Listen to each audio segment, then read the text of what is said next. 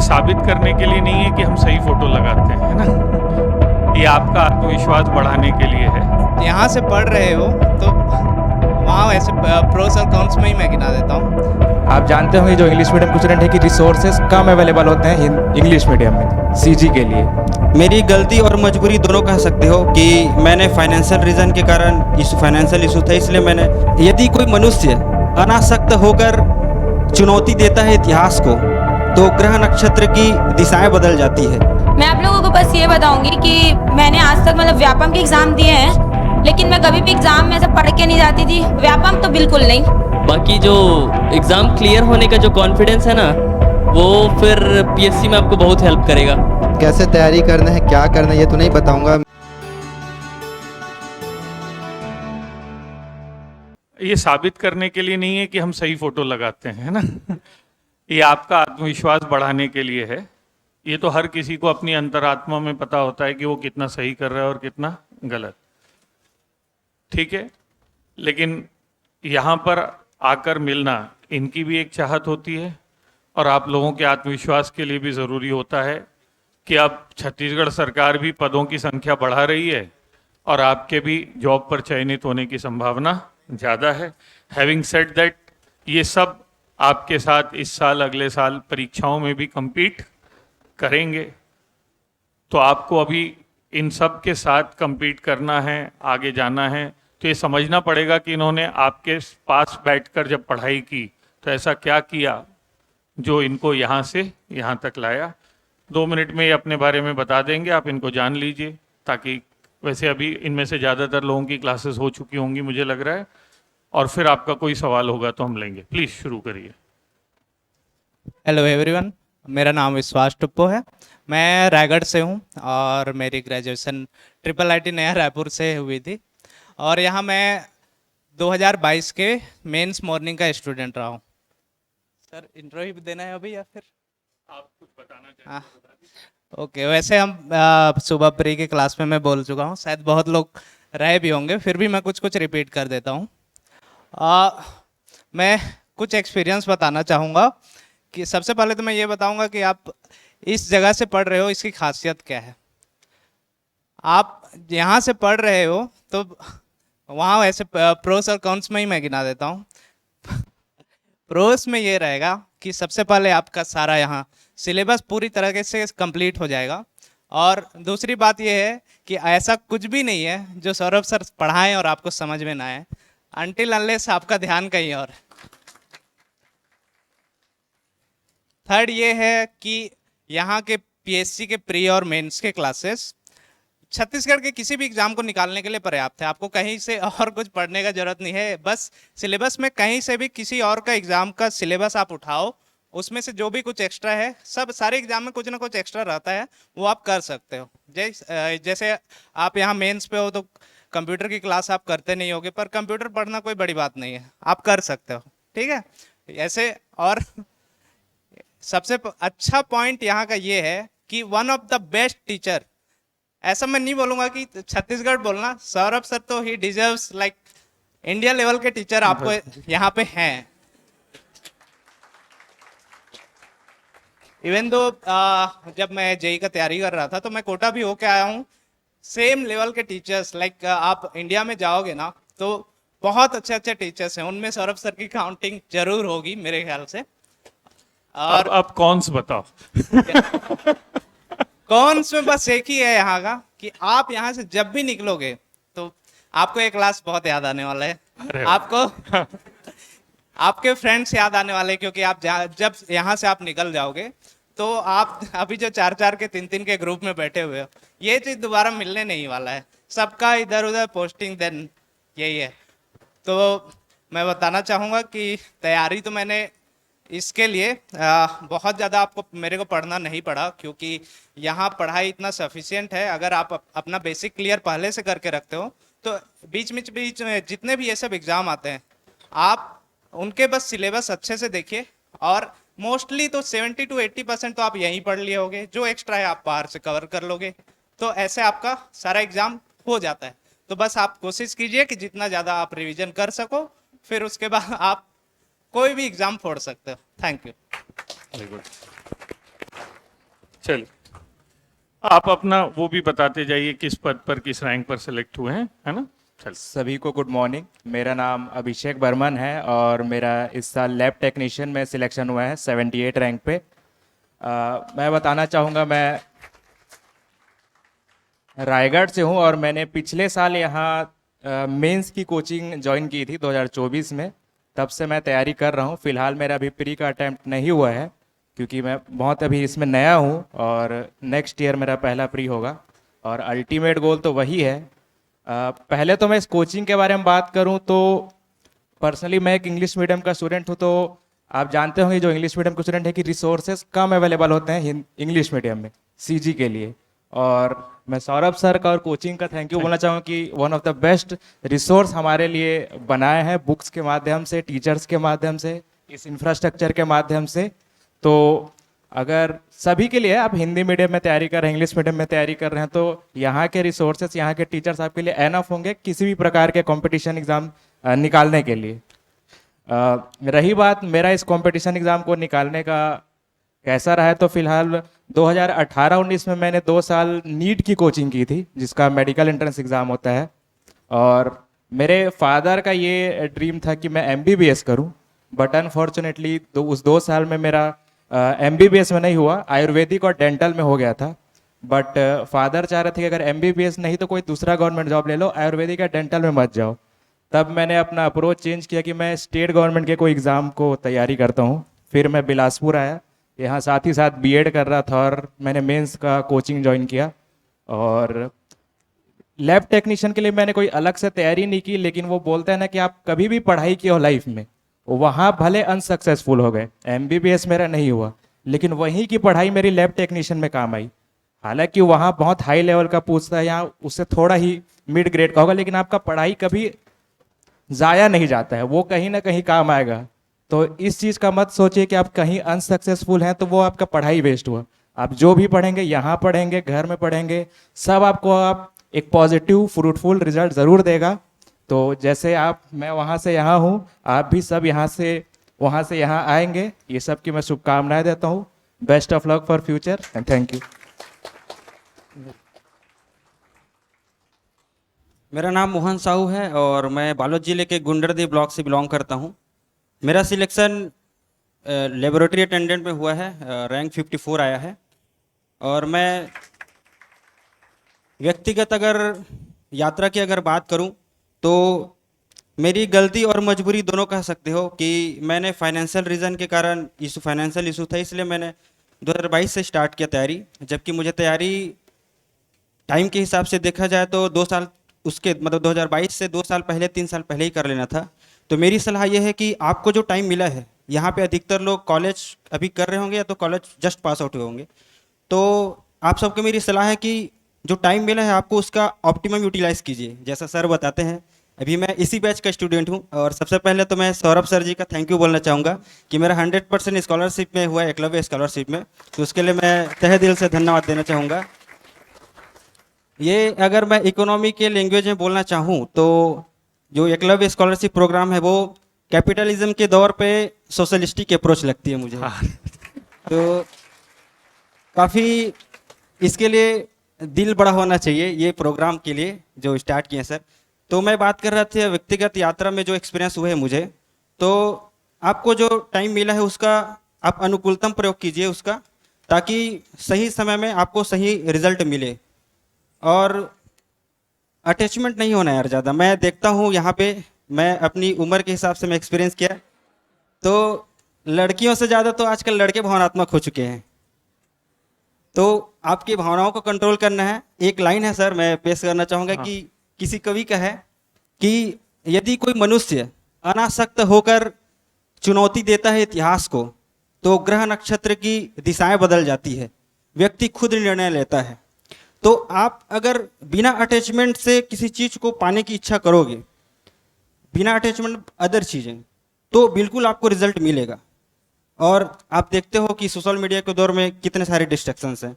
तो मेरी पर्सनल सलाह है, और एग्ज़ाम को लेकर मैं बोलना चाहूँगा कि आप टारगेट ओरिएंटेड पढ़ाई करें। जैसे कि अभी तो आप मेंस का कर रहे हैं, तो इसमें इस दौर में भी बहुत सारे एग्ज़ाम हैं, तो सबको दीजिए, लेकिन जिस चीज़ की तैयारी कर रहे हैं तो उसकी जो डिमांड है उस पर आप काम करें। चल आप good morning all of you. मेरा नाम मनीषा यादव है। मेरा एक्साइज आबकारी आरक्षक और एक्साइज कांस्टेबल में जॉब लगा है। ठीक है, मैं आप लोगों को बस ये बताऊंगी कि मैंने आज तक मतलब व्यापम के एग्जाम दिए हैं, लेकिन मैं कभी भी एग्जाम में ऐसे पढ़ के नहीं जाती थी। व्यापम तो बिल्कुल नहीं, इवन मेरे पास एडमिट कार्ड भी नहीं होता था एग्जाम देने जाने से पहले, रास्ते में निकलवाऊंगी वाला। ठीक है, मैंने इस एग्जाम के लिए मेंस के 1 महीने बाद ही था ये एग्जाम, 20 दिन पढ़ा होगा बस। ठीक है, तो भी निकला। तो बोल सकती हूँ मैं, मेरे साइड से ये व्यापम का फर्स्ट एग्जाम था जिसको मैंने क्वालिफाई किया है। और इससे ज़्यादा इम्पोर्टेंट ये है कि मैं अभी प्री का पढ़ रही थी 2022 से। मैंने अभी 2 अटेम्प्ट दिए हैं और दोनों मेरा प्री निकला है। मेंस में मैं कुछ लास्ट टाइम तो कुछ मार्क्स थे और अभी पता नहीं, देखते हैं, भगवान भरोसे है। ठीक है, तो मैं आप लोगों को बस ये बोलूँगी कि अभी स्मार्ट वर्क का दुनिया चल रहा है ना, लेकिन हार्ड वर्क ज़्यादा इंपॉर्टेंट है। भाई स्मार्ट सब है अभी, क्योंकि एआई है, सब नोट्स बना ले रहे हैं एआई से। रटना ही हार्ड वर्क है, उस चीज़ को रटना इन द सेंस, गलत तरीके से नहीं बोल रही हूँ रटना, मतलब भाई लिख के तो आना है क्या, उसके लिए हार्ड वर्क लगेगा ना। तो भाई स्मार्ट वर्क की दुनिया में हार्ड वर्क को नहीं भूलना है। स्मार्ट वर्क करते करते चलो, हार्ड वर्क कोई नहीं कर रहा है। जो स्मार्ट और हार्ड वर्क दोनों कर रहे हैं उसी का सिलेक्शन हो रहा है। ठीक है, तो आप लोग ये चीज़ याद रखिएगा। और मेरे को बस इतना पता है कि मैं हूँ थोड़े से हार्ड वर्क टाइप की। ठीक है, एआई मतलब इंटेलिजेंस थोड़ा कम होगा, मतलब नहीं है, लेकिन मैं हार्ड वर्क से उसको कंपनसेट कर सकती हूँ। मेरा आदत ये था, मैं गलत नहीं बोल रही हूँ ना, मैसेज नहीं दे रही हूँ आप लोगों को गलत, पर बता रही हूँ कि मैं अपना टाइम बहुत मतलब अच्छे से यूटिलाइज करती हूँ। जस्ट लाइक मैंने 2 साल यहाँ मीन्स पीसीएम बैच की हूँ मैं, किया है। मैं कभी भी आके 2 घंटे पहले सामने सीट में नहीं रहती थी, पीछे से ला के यहाँ पे बैठती थी। पर ऐसा नहीं करना है, ऐसा नहीं करना है ना, बता रही हूँ मैंने किया है करके। बाकी आते जाते टाइम करंट अफेयर सुन लो, क्यों बकवास करना किसी से, I mean, बकवास in the sense time pass मत करो, क्योंकि टाइम अगर आप इंपॉर्टेंस दोगे टाइम को तो वो आपको देगा। ठीक है, तो आप लोग बस थोड़ा सा हार्ड वर्क कीजिए, बाकी स्मार्ट वर्क तो सब कर रहे हैं। और ये चीज याद रखना, अभी मेंस है चाहे प्री है, आप लोगों को इतना पता होना चाहिए, क्योंकि एआई का दुनिया है अभी। अगर आप, ठीक है, नोट सब बना ले रहे हैं, एआई से बना ले रहे हैं, लेकिन अगर उसको अच्छे से आप यूटिलाइज नहीं करोगे तो आप लोगों को कुछ नहीं हो सकता वाला है। इसलिए अच्छे से स्मार्ट वर्क के साथ हार्ड वर्क भी कीजिए आप लोग। बाकी थैंक यू सो मच।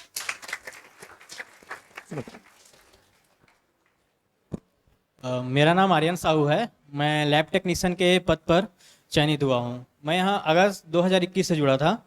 फिर मैंने मेन सीजीपीएससी का ही तैयारी किया, इसका कोई पृथक से तैयारी नहीं किया लैब टेक्नीशियन का। उसी के साथ मेरा हुआ है।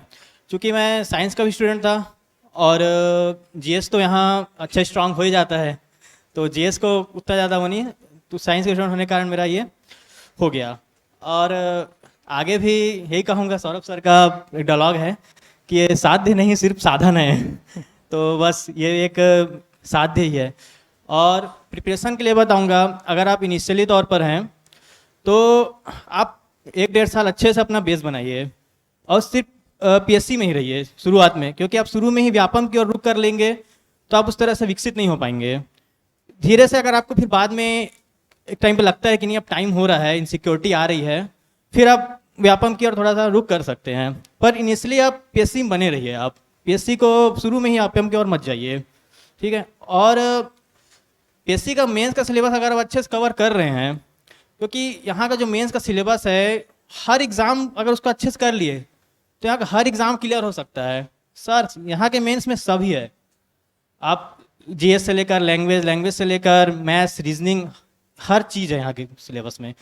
तो बस जब यहाँ आप मेंस अगर है, मेंस बैच है, तो आप मेंस को ईमानदारी से कीजिए, चाहे क्लास बोरिंग लगे चाहे इंटरेस्टिंग लगे, आप उसको करिए, एक प्रॉपर नोट्स तैयार कीजिए, तो आप ऐसे एक बार तैयारी हो जाएगा तो चाहे व्यापम हो, पीएससी, सब आप क्लियर करते रहेंगे। Thank you.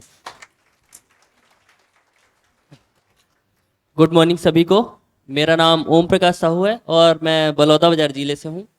मेरा लैब अटेंडेंट में 16वां रैंक आया है। तो मैं बस इतना बोलूँगा कि बेस जितना हो सके आप लोग अभी से क्लियर करना चालू कर दीजिए, जितना बेस हो सके, मतलब बेस जितना ही क्लियर होगा उतना ही अच्छा है। और वनडे एग्ज़ाम निकालने के लिए बस क्वेश्चन प्रैक्टिस करते रहिए, टिक लगाइए हर जगह, और एग्ज़ाम ऐसे छोड़िए मत। मतलब अगर व्यापम का भी एग्ज़ाम है तो दीजिए, थोड़ा बहुत सिलेबस लगभग सेम होना चाहिए, इधर उधर का मत दीजिए। बाकी जो एग्ज़ाम क्लियर होने का जो कॉन्फिडेंस है ना, वो फिर पीएससी में आपको बहुत हेल्प करेगा। तो मैं बस आपके भविष्य की शुभकामना करता हूँ और धन्यवाद। गुड मॉर्निंग सभी को। मेरा नाम महेंद्र सिंह राठौर है, 15वां रैंक है मेरा प्रयोगशाला परिचालक में। और मैं कैसे तैयारी करना है, क्या करना है, ये तो नहीं बताऊंगा। मेरे ख्याल से जितने भी लोग यहाँ बैठे हैं बहुत लोगों से सुन चुके होंगे कितना पढ़ना है, क्या पढ़ना है, तो वो टाइम वेस्टिंग है। सब यहाँ बैठे हैं तो सबको पता है कि कैसे गोल अचीव करना है। बस ये कि कौन करेगा कौन नहीं करेगा। बस छोटा सा जर्नी ये बताऊंगा कि पीएससी का तो पहले था नहीं कि मैं करूंगा नहीं करूंगा। थोड़ा सा मेरे ख्याल जितने भी लोग बैठे होंगे उसमें से 80% मिडिल क्लास फैमिली से होंगे। सबके घर में फाइनेंशियल दिक्कत हो गई, तो पहले ऐसा था कि एक छोटा सा भी जॉब लेना है, अपने आप पे स्टेबल होना है, अपने पैर पे खड़े होना है कि घर वालों से पैसे ना मांगने पड़े। तो कम से कम इसमें यह है कि अपने पैर पे खड़े हो गए, आगे का अच्छे से पढ़ना है जो भी है, और सब अच्छे से मेहनत करिए। एक कोई भी पोस्ट पहले ले लीजिए, उसके बाद फिर अपने सपने के लिए आगे बढ़िए। Thank you. गुड मॉर्निंग आप सभी को। मैं कृष्ण कुमार पटेल सारंगगढ़ बिलाईगढ़ ज़िले से हूँ। सबसे पहले मैं सौरभ सर का मतलब धन्यवाद करना चाहता हूँ, क्योंकि हम लोग यहाँ तो हैं राजीव उत्थान योजना से। तो हम लोग का जो फर्स्ट इंटरेक्शन था सर का, उसमें सर बोले थे कि मैं ये नहीं देखता कि आप लोग किसी योजना से आए हो, मैं आपको अन्य स्टूडेंट की ही तरह मतलब ट्रीट करूँगा, आप में थोड़ा सा भी मैं भेदभाव नहीं करूँगा बोल के। और उन्होंने अभी तक इसको मतलब कायम रखे इस बात पे। तो इस बात के लिए सर थैंक यू। क्योंकि हमें जरा से भी नहीं लगा कि हम लोग मतलब योजना के तहत आए हैं, चाहे गवर्नमेंट लाए।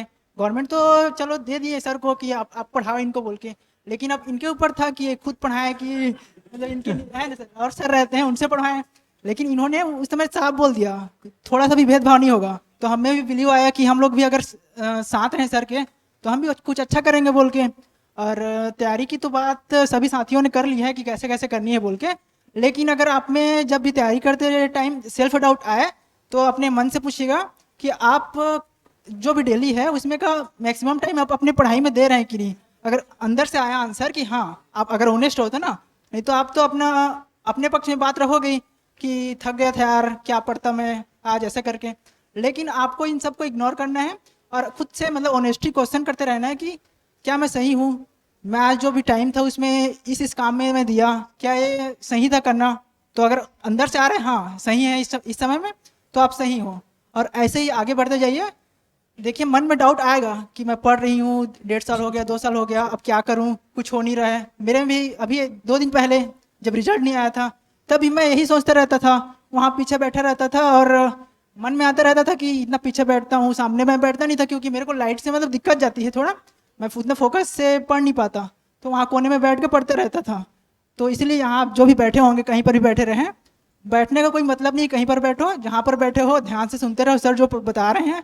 और मुझे तो पीछे ही बैठना अच्छा लगता था क्योंकि अपना मस्त रहो, कोई प्रेशर भी नहीं रहता। यहाँ पर सामने रहोगे तो मेरी बात है, मैं एकदम प्रेशर में रहता था कि कब सर मेरे को कुछ पूछ दिए, डर जाता था तो मैं वहाँ बैठता था मस्त शांत से अपना सुनते रहो जो बता रहे हैं सर। बस यही बोलना चाहूँगा ना।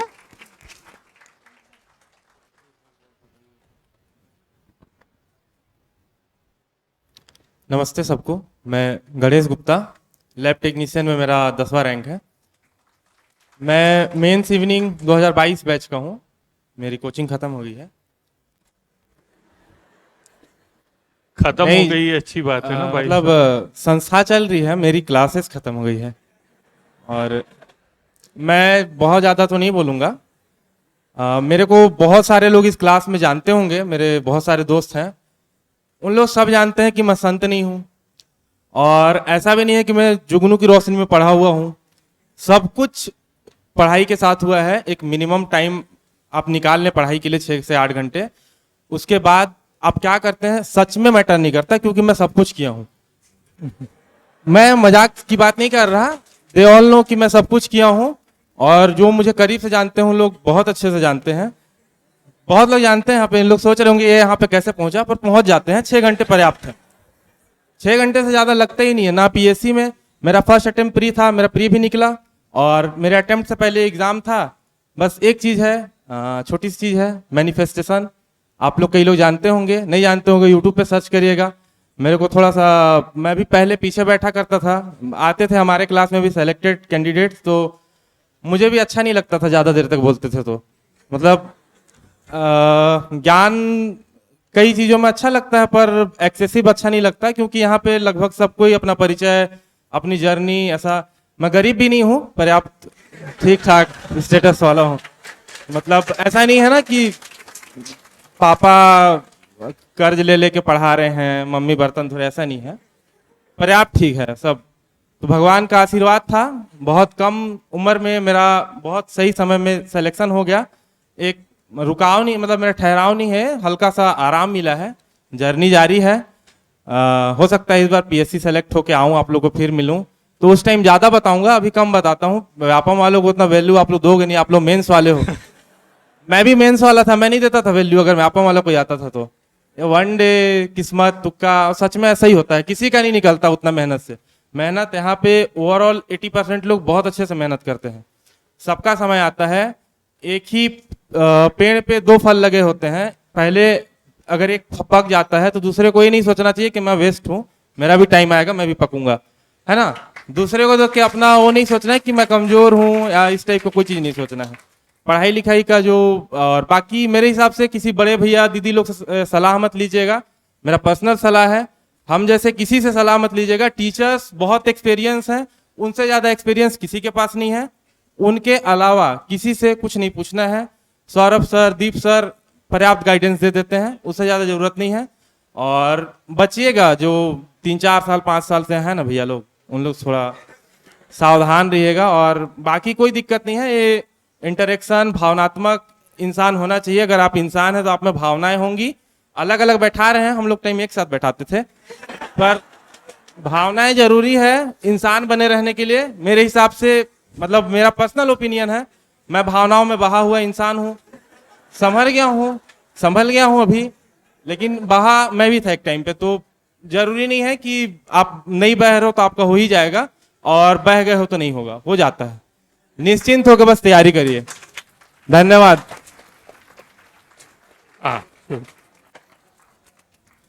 अभी टेक्नीशियन महोदय ने बताया कि भावनाएं जरूरी है, तो उसी को मैं आगे बढ़ाना चाहूँगा। ठीक है, भावना सर कॉमेडी शो तो नहीं लग रही ना सर? नहीं नहीं, ठीक है। तो एक्सपीरियंस है कि महंगी चीज़ें बहुत है आगे, सस्ती चीज़ों के पीछे अपना टाइम बर्बाद मत करो। ये दोनों के लिए है, ऐसा नहीं है कि लड़की पर्टिकुलर लड़के के लिए, लेकिन महंगी चीज़ें आगे बहुत है, तो आप उस पर फोकस कीजिए, बिल्कुल सिलेक्शन होगा। तो किसी का डाउट आया है कि रिवाइज करने के 80 से 100 तरीके बताइए। एक ही तरीके बताऊंगा, वो 80-100 के बराबर है। तो आप जैसे कि अभी जैसे क्लास हो रहा है, ठीक है, तो क्लास होते ही तुरंत रिवाइज करने का किसी का मन नहीं करता। और सोने के पहले, अभी क्लास के बाद कुछ और रूटीन होगा आपका पढ़ने का ही, कुछ और सब्जेक्टों को, तो उसके बाद जो लास्ट होता है, तो सोने के पहले आप एक बार देख सकते हैं, या उस टाइम मन नहीं करता तो अगले दिन सुबह आप देख सकते हैं। तो मैं ऐसे ही करता था, जो भी, ये तो क्लास की बात होगी, लेकिन जैसे मैं अपना पढ़ाई करता था तो उसमें भी जो एक दिन देखा उसके अगले दिन उसको रिवाइज करता था, तो इससे 80 से 90% आपको याद हो ही जाते हैं लगभग। और मेरी हिस्ट्री बहुत वीक है, मैं साइंस वाला हूँ तो बहुत वीक हिस्ट्री, तो मैं ग्रुप डिस्कशन करता हूँ। यहाँ में एक लाइब्रेरी है पास में, वही ज्वाइन किया हूँ, तो वहाँ पर मैं अपने दोस्तों का बहुत बहुत धन्यवाद देना चाहूँगा, पीछे बैठे हुए हैं, तो उन लोगों का भी एक बहुत योगदान है कि हम ग्रुप डिस्कशन करते हैं। और लगभग मेरा हिस्ट्री का 60 से 70% डिस्कशन में ही याद हुआ है। बहुत वीक है मेरा हिस्ट्री अभी भी। तो इंडियन जीएस का जो पोर्शन है, जो रटने वाला चीज़ रहता है अधिकतर, तो उसको मैं डिस्कशन से ही कर लेता हूँ। तो डिस्कशन भी एक मैटर करता है आपके रिवीजन के लिए, तो उसको भी आप करते चलिए। और फिर थैंक यू। ठीक। हेलो, ज़्यादा टाइम नहीं लूँगा, आप सभी का और सर का भी टाइम बहुत कीमती है। जो 2 क्वेश्चन आए हैं उसका आंसर, कि परिचालक का तैयारी कैसे किए, कितना बुक फॉलो किए, कहाँ से किए। तो उसका आंसर ये था कि पहले मैं भी वही यूट्यूब में कोई भी आता था कि ये बुक पढ़ो, ये बुक ले लो, तो 8 से 10 बुक था मेरे पास साइंस का, पर लास्ट में काम वही आया, 9th 10th का मैं एनसीईआरटी बुक लेके आया और उसी को अच्छे से पढ़ा। नोट्स बनाने का टाइम नहीं था, तो 9-10 का बुक को ही अच्छे से अंडरलाइन करके हाईलाइट करके पूरा मतलब वही नोट्स के जैसा हो गया था। तो उसी बुक को अच्छे से पढ़ा। 6 से 10 तक का पढ़ा था, लेकिन 9-10 को अच्छे से। फिर लास्ट में एक दोस्त बोला, भाई सीजी बोर्ड का सिलेबस दिया है, तू एनसीईआरटी पढ़ रहा है। तो लास्ट का 2 दिन में पूरा एक बार सीजी बोर्ड का बुक को मैं पूरा देखा था और घटना चक्र पूरा सॉल्व किया था। और बाकी वही है कि रटने के बजाय समझने पे कॉन्सेप्ट क्लियर। और यूट्यूब वगैरह में वीडियोस थे 9-10 के अच्छे अच्छे कोचिंग पीडब्ल्यू वगैरह के, तो वो उससे वीडियोस देख के मैंने अपना कॉन्सेप्ट क्लियर कर लिया था। बाकी उतना नहीं था, 9-10 का सिलेबस सही था तो काफ़ी सही था। ठीक है, थैंक यू। मेरे में ये क्वेश्चन है, एग्जाम में जब सवाल उल्टा सीधा आता है तो आप टॉपर लोग भी भगवान को याद करते हो या सिर्फ हमें ही ये सुविधा प्राप्त है? हमें भी है, ठीक है। और सबसे इम्पोर्टेंट, लेकिन भाई ये सुविधा ना सिर्फ जब चारों में से कुछ नहीं पता है तब नहीं लेना है।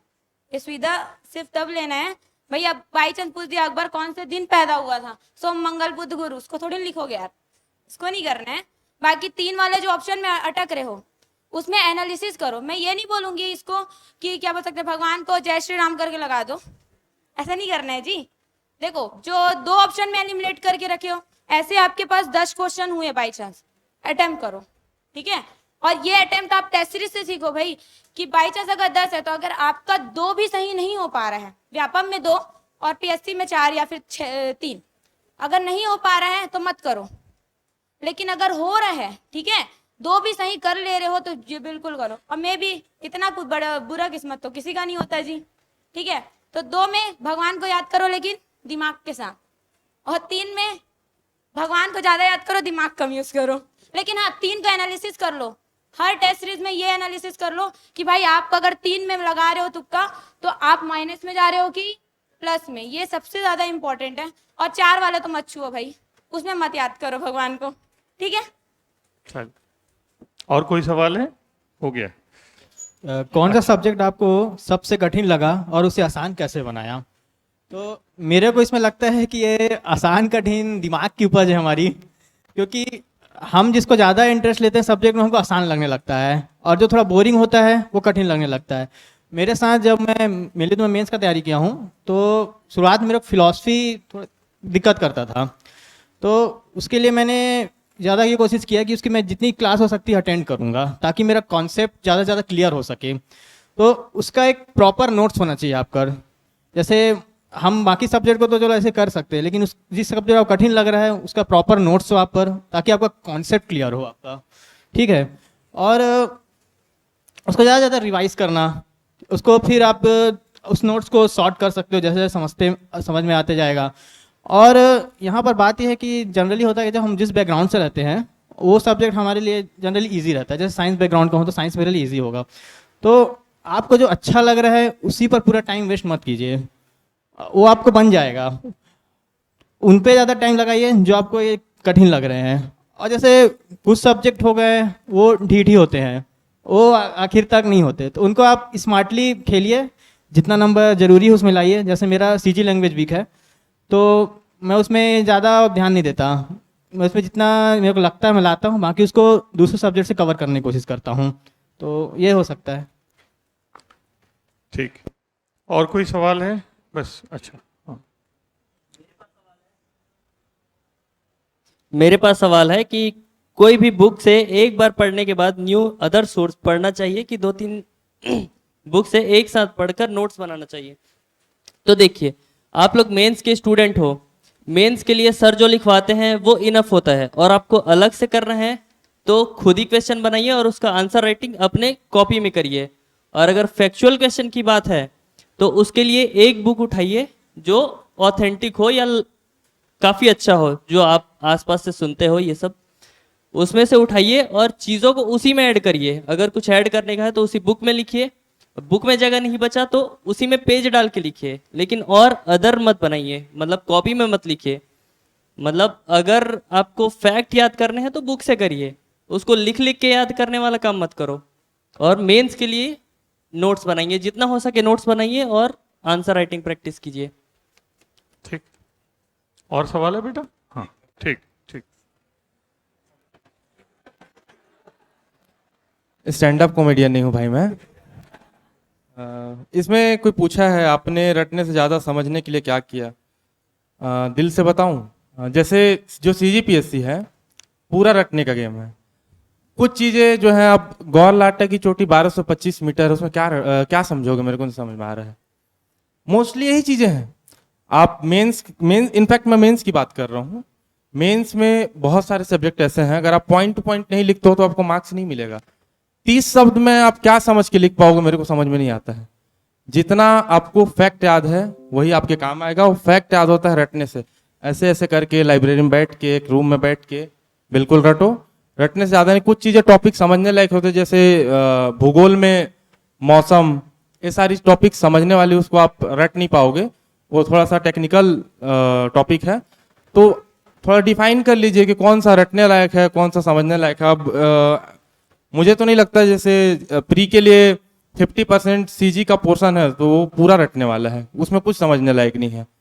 मैंने रटा है और याद हो जाता है, 2-4 बार 5 बार रट लो, हो जाएगा, कोई दिक्कत नहीं है। और बाकी समझने वाले टॉपिक कुछ छांट लीजिए, बहुत कम समझने को है, अधिकतर रटने को ही है। बाकी सौरभ सर इतना बता देते हैं कि आप जो चीज़ नहीं भी जानते हो थोड़ा मोड़ा तो लिख लोगे उसके बारे में। आई थिंक उससे ज़्यादा नहीं है ज़रूरत, रटने का ही ज़रूरत है, ज़्यादा समझने का ज़रूरत नहीं है। समझने का चीज़ ही नहीं है ज़्यादा, कुछ कुछ चीज़ है सौरभ सर बहुत अच्छे से समझा देते हैं। नोट्स पे फोकस करिए, बुक यहाँ के सफिशियंट है, सारी चीज़ें आपको उपलब्ध हैं, बस उसको बार बार पढ़ते जाइए। 2-4 बार 6 बार में कंप्लीट हो जाता है सब कुछ। Thank you. तो आई थिंक आपके सवालों के जवाब भी मिल गए होंगे, ठीक है। तो अच्छा, तो मेरे ख्याल से हम सब की तरफ से आप सबको बहुत बहुत धन्यवाद, और आशा है कि आप सबसे फिर से मुलाकात होगी और किसी बड़े पद के साथ और बेहतर भविष्य के साथ, ठीक है। कुछ फोटो ले रहे हो तुम? अच्छा, तो मैं ऐसे ही रहूं? अच्छा, ठीक।